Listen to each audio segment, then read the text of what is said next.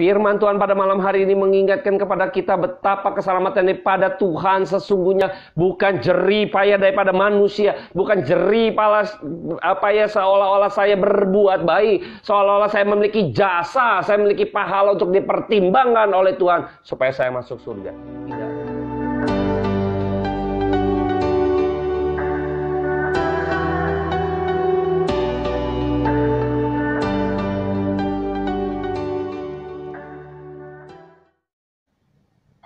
Shalom saudara-saudara, rekan-rekan sekalian, kami mengucapkan selamat tahun baru. Di tahun baru ini saya secara pribadi mengucap syukur karena bisa melewati tahun 2020 yang penuh dengan tantangan gitu ya. Dan di tahun 2021 kita berharap ada kasih dan kemurahan Tuhan yang boleh menyertai setiap kita sehingga boleh setiap hari kita memiliki pengharapan lebih besar lagi iman kita di dalam Kristus. Dan pada malam hari ini kembali saya menyapa setiap kita di dalam persekutuan lewat online service seperti ini, lewat streaming seperti ini. Dan kita bersyukur kalau sampai hari ini pun di awal tahun baru ini pun kita diberi kesempatan pada Tuhan untuk kita bisa mendengarkan kebenaran firman Tuhan. Dan sebelum kita mulai persekutuan pada malam hari ini, saya akan berdoa buat setiap kita.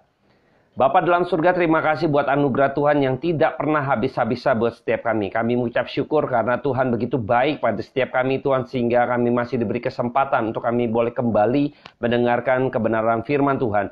Dan kami boleh kembali belajar firman Tuhan. Kami mengucap syukur, mari Roh Kudus rajai hati dan pikiran setiap kami dan kuasai secara penuh untuk kami boleh mengerti kebenaran firman Tuhan. Juga untuk hamba-Mu ini Tuhan, yang terbatas dalam setiap pengetahuan yang ada, kiranya Roh Tuhan yang boleh memberikan pencerahan bagi setiap kami Tuhan. Terpujilah nama Tuhan, kekal selama-lamanya sampai selama-lamanya. Amin. Baik, saya akan melanjutkan kembali mengenai Kejadian 3, manusia jatuh dalam dosa. Kita sudah sampai di ayatnya yang ke-21, saya akan bacakan buat setiap kita. Dan Tuhan Allah membuat pakaian dari kulit binatang untuk manusia dan untuk istrinya itu lalu mengenakannya kepada mereka. Dan kita berhenti di ayat ini pada hari ini, pada malam hari ini yang akan kita bahas. Di mana ketika itu kita tahu bahwa pada waktu manusia jatuh dalam dosa, maka mereka membuat pakaian dari daun dan cawat untuk menutupi ketelanjangan mereka. Ternyata ketika mereka makan buah pengetahuan yang baik dan jahat itu mereka malu, mereka tahu mereka telanjang lalu mereka malu. Dan ini berbanding terbalik ketika mereka sebelum jatuh dalam dosa, mereka telanjang tetapi mereka tidak malu. Tetapi ketika dia makan buah pengetahuan yang baik dan jahat, dia berontak kepada Allah, maka dia tahu dia telanjang dan dia malu. Maka ketika itu mereka membuat pakaian sendiri. Ya, jadi Adam dan Hawa membuat pakaian sendiri, manusia membuat pakaian sendiri dari daun dan cawat dan dikenakan kepada mereka, tetapi mereka itu pun masih bersembunyi ketika Tuhan Allah datang di tengah-tengah taman itu. Nah, ini sesuatu yang kita bisa lihat bahwa betapa mengerikannya dosa ya. Dosa itu tidak bisa ditutup-tutupi gitu ya. Jadi tetap ya, yang namanya dosa tetap tidak bisa disembunyikan ya. Yang ada kita yang bersembunyi sebenarnya. Jadi kegelapan itu akan meraih kita. Sebelum-belumnya sudah kita pernah bahas. Jadi teman-teman yang mungkin ketinggalan di beberapa sesi bisa lihat di channel YouTube HFM Strip Evangelist Hengki Kurniawan. Di situ sudah kita coba bahas beberapa ayat-ayat sebelumnya. Nah, pada malam hari ini saya akan fokus kepada pakaian yang dibuat oleh Tuhan Allah ya, di ayat 21, Kejadian 3 ayat 21 ini. Dan kita melihat bahwa satu pembandingan yang berbeda sekali ya. Jadi akhirnya ketika mereka sudah bikin pakaian pun, akhirnya pakaian itu pun masih membuat mereka takut, masih membuat mereka bersembunyi, masih mereka malu gitu ya, tanda mereka berdosa gitu ya. Jadi ternyata tuh keberdosaan itu tidak bisa dengan cara manusia ya. Jadi hari ini kita bisa melihat bahwa ketika manusia berusaha menutupi dosa dengan caranya sendiri ya, dengan caranya manusia, itu ternyata tidak bisa, tidak mempan ya.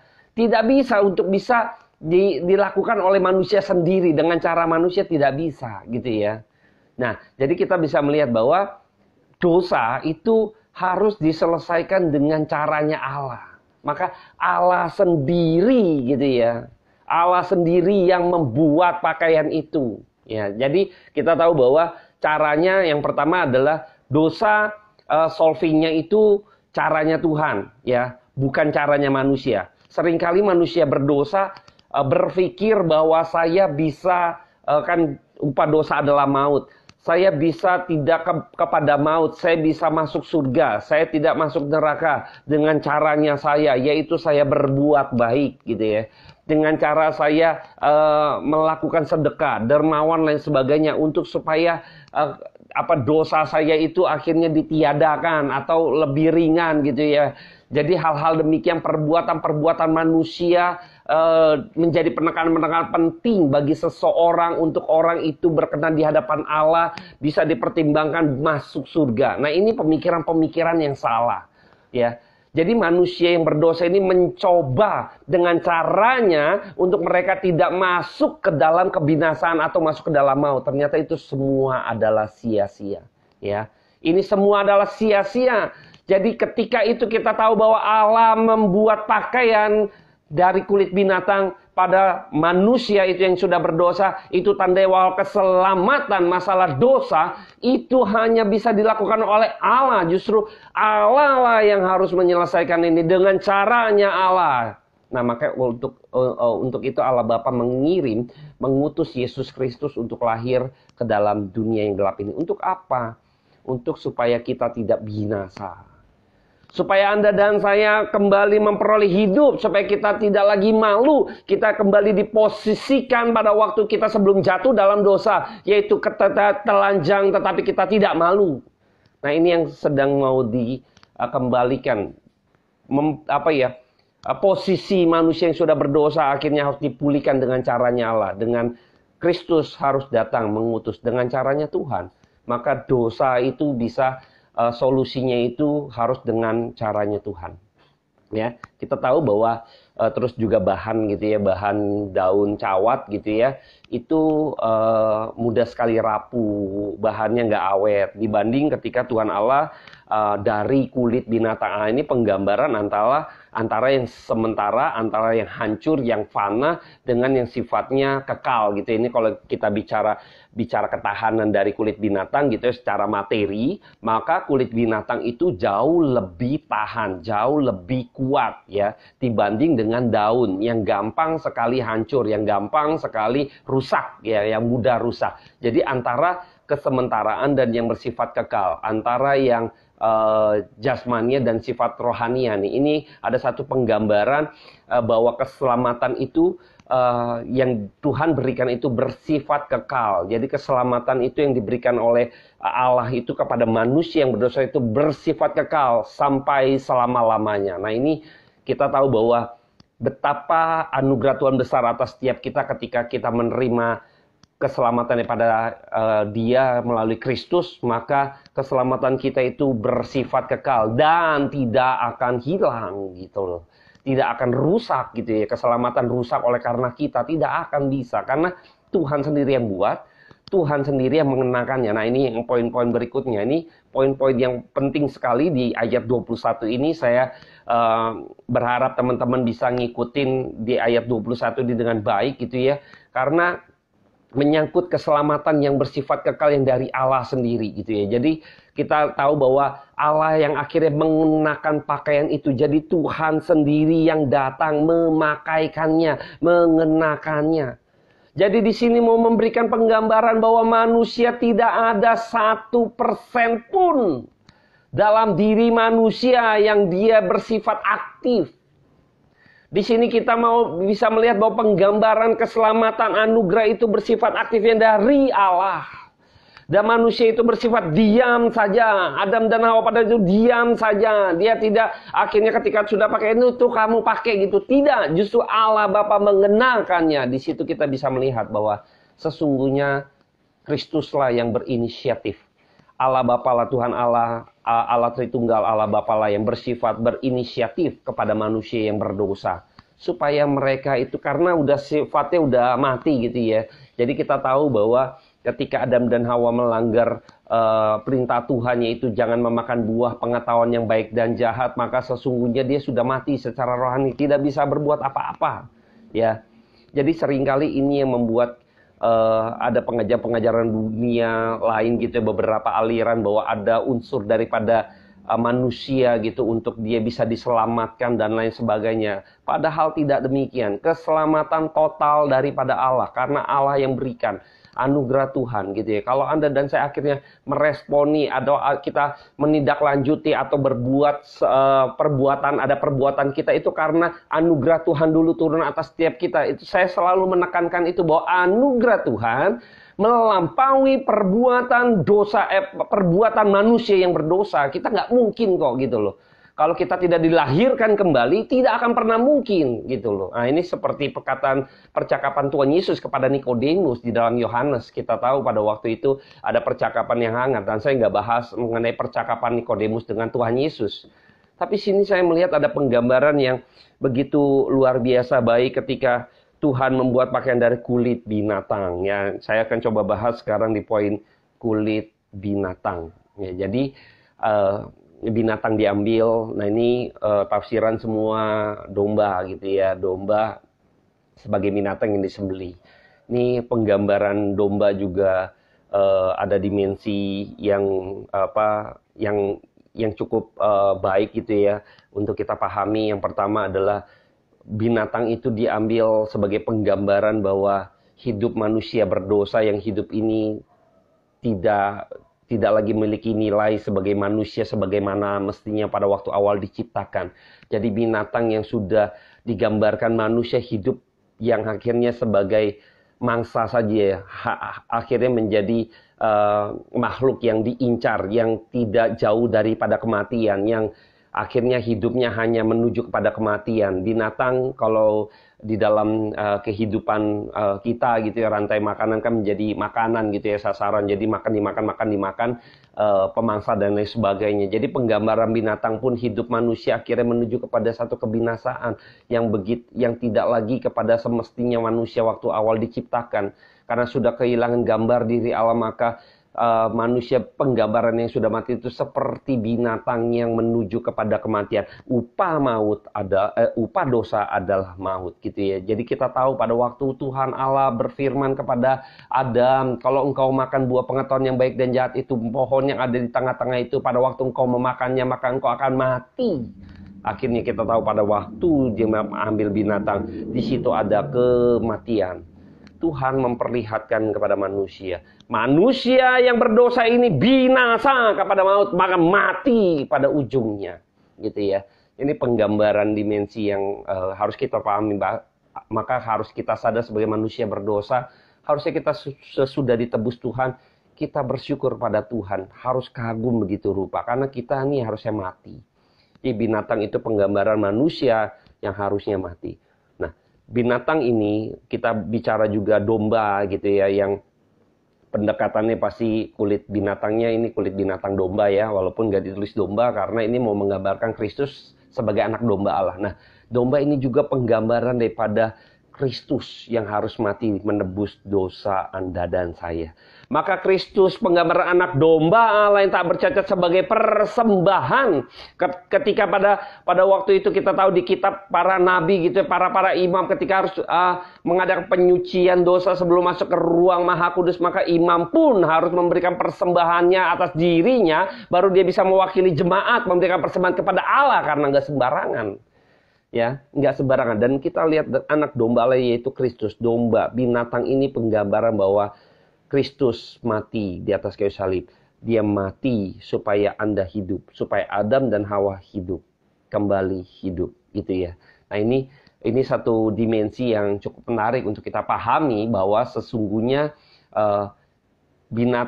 kulit binatang pakaian dibuat dari kulit binatang oleh Tuhan Allah itu penggambaran daripada keselamatan pada Tuhan yang Tuhan kenakan, yaitu melalui Kristus. Maka kulit binatang itu akhirnya menjadi satu pakaian untuk menutupi dosa manusia. Sehingga ketika Adam dan Hawa dikenakan pakaian yang dari Tuhan Allah buat gitu dari kulit binatang itu penggambar daripada tubuh Kristus. Akhirnya darahnya tercurah gitu kan. Jadi pencurahan darah, ada satu pertukaran sehingga kulit binatang itu menjadi pakaian yang menutupi dosa manusia. Jadi manusia bisa tidak berdosa ketika tubuh daripada Kristus dilekatkan kepada manusia berdosa. Maka kita dinilai oleh Allah Bapa sebagai yang berkenan di hadapan Tuhan. Karena apa? Karena Kristus sebagai yang sulung. Sebagai Adam yang kedua. Adam yang pertama gagal dan Adam yang kedua akhirnya menjadi bagian di mana kita beriman di dalam Kristus, maka kita diselamatkan. Nah, ini titik poin di mana keselamatan itu bermuara kepada Kristus, yaitu yang diutus. Nah, ini juga nubuatan bahwa Yesus Kristus akan mati di atas kayu salib, menebus manusia yang berdosa. Nah, ketika kulit binatang diletakkan, makanya di situ tahu keselamatan itu bersifat kekal buat setiap kita. Dan kita bersyukur karena kita bisa menikmati keselamatan yang Tuhan berikan, itu bersifat anugerah daripada Tuhan semata. Jadi saya cuma mengingatkan kembali firman Tuhan pada malam hari ini, mengingatkan kepada kita betapa keselamatan daripada Tuhan sesungguhnya bukan jerih payah daripada manusia, bukan jerih payah seolah-olah saya berbuat baik, seolah-olah saya memiliki jasa, saya memiliki pahala untuk dipertimbangkan oleh Tuhan supaya saya masuk surga. Tidak demikian. Sesungguhnya itu hanya anugerah Tuhan semata. Pada perikop ini, pada ayat ini sudah jelas bahwa cara Tuhan oleh Tuhan sendiri. Keselamatan itu boleh nyata atas setiap kita. Kalau tidak, nggak bisa. Cara manusia nggak bisa. Dengan manusia sendiri pun nggak bisa. Jadi cara Tuhan dan Tuhan sendiri yang mengenakannya.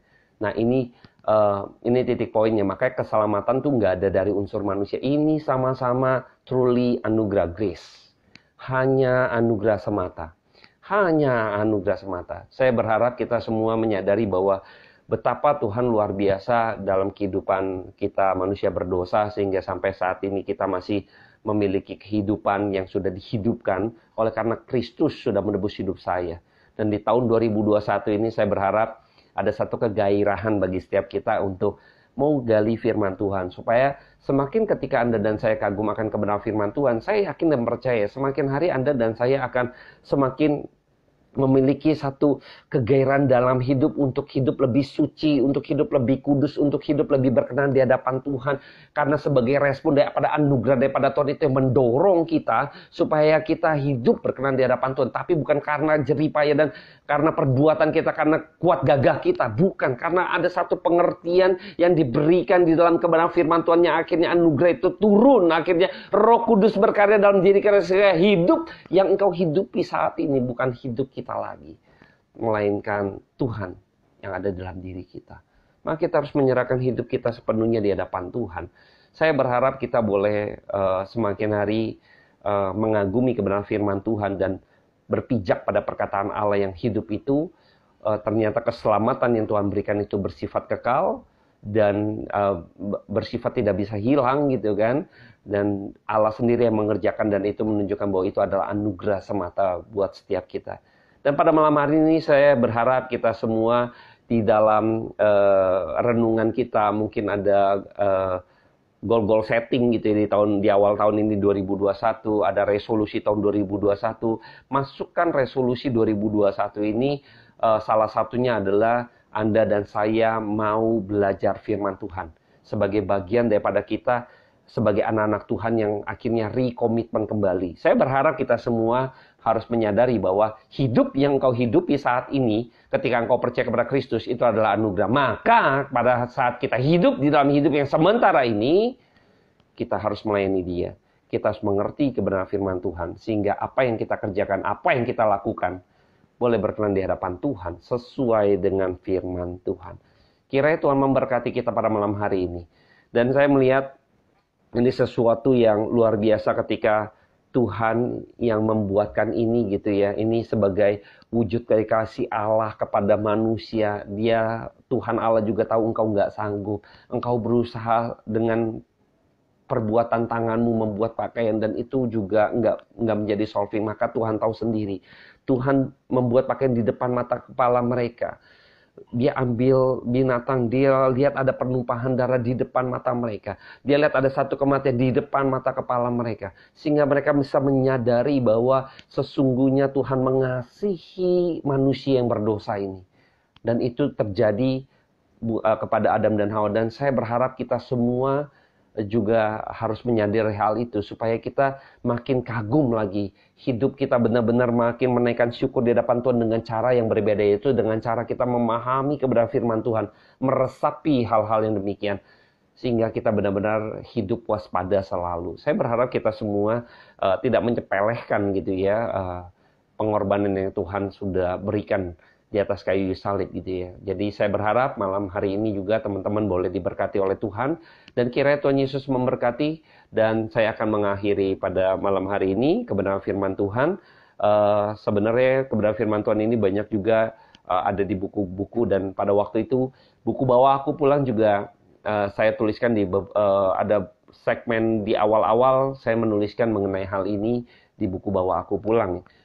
Teman-teman bisa hunting juga di beberapa buku-buku lain, Tulip ya, Keluaran Momentum juga itu mengulas lebih dalam lagi. Dan saya berharap teman-teman mau bergairah untuk belajar firman Tuhan. Saya akhiri persekutuan kita pada malam hari ini, kebenaran firman Tuhan yang sudah memberkati setiap kita. Saya akan tutup dengan berdoa buat setiap kita. Bapak, terima kasih buat kebaikan Tuhan yang Tuhan berikan bagi setiap kita. Bagi setiap kami yang sudah begitu diberkati karena Tuhan sudah mati di atas kayu salib buat kami.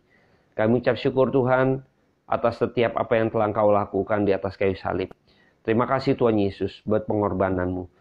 Berikan kami kekuatan, iman, pengharapan. Dan berikan kami mata rohani yang begitu celik. Berikan kami kegairahan, kerinduan untuk mau menyelami kebenaran firman Tuhan. Sehingga dalam kehidupan yang kami jalani Tuhan, kami maknai sesuai seturut dengan kehendak firman Tuhan. Terpujilah nama Tuhan. Pimpin waktu ke depan juga untuk setiap rekan-rekan dalam menjalankan kehidupan di tahun-tahun akan datang, di hari-hari mendatang. Tuhan tolong agar kami dipenuhi dengan kepekaan daripada Allah untuk bisa memahami jalan hidup kami, sehingga kami tidak menyimpang. Tuhan tolong kuasa daripada Roh Kudus-Mu menuntun setiap pribadi kami Tuhan, yang kaum awam, sehingga kami tidak mudah ditipu. Bapa, hamba-Mu terbatas, kiranya Tuhan memberkati setiap mereka. Terpujilah nama Tuhan, kekal selama-lamanya sampai selama-lamanya. Dengar doa kami. Amin. Terima kasih teman-teman yang sudah berbagian dan kiranya Tuhan Yesus memberkati di tahun 2021 ini, awal tahun ini, biarlah kita memulai dengan pengharapan dalam Kristus. Biarlah kita memiliki kegairahan belajar firman Tuhan. Tuhan Yesus memberkati.